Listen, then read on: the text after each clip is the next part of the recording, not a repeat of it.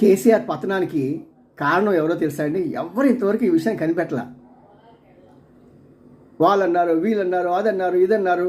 మీ కేటీఆర్ అయితే నువ్వు నేను చెప్పానయ్యా, ఎమ్మెల్యేని తీసేవయ్యా అని చెప్పి తండ్రి మీద యుద్ధాన్ని దిగాడు. ఇష్టం ఇచ్చినట్టుగా మాట్లాడారు. వీళ్ళెవ్వరే కాదండి. కేసీఆర్ ఓడిపోవటానికి TV9